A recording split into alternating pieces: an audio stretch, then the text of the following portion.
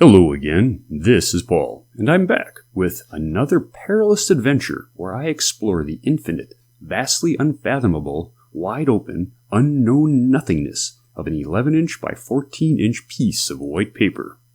Here, I throw all caution aside, and I equip myself with nothing to tackle the dangerous immensity of this nothingness but a pen, filled with plain, ordinary black ink.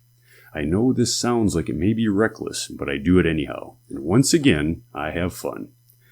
In this dangerous drawing digression, I start out with just a sort of circlish, ovally shape, then I go from here. I'm not sure where it is exactly that I go, but I just keep going, following the ink along into the vastness of the white paper until slowly more and more mysterious, uncharted shapes reveal themselves from the hidden corners of either my imagination or from the vast nothingness of the unexplored corners of this particular piece of paper.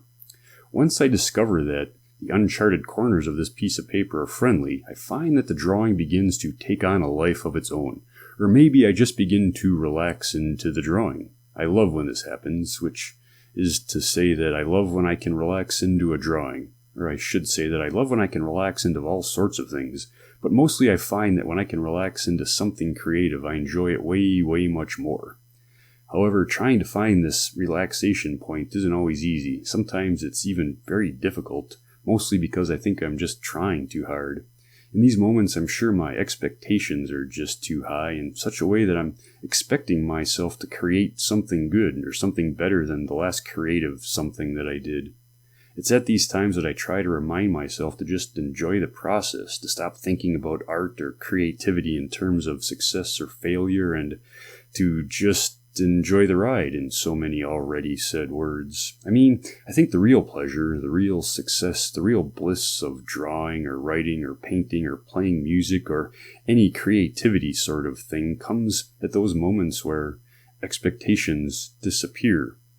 And I did get a bit sidetracked here. I was going to spend some time talking about hummingbirds because they're flying around outside my window, but I started talking about drawing for some reason. I do think I have a moment left. So while I was drawing this doodle in the vastness of nothingness, I looked out my window and noticed that my hummingbird feeders were empty, and I thought to myself, how rude.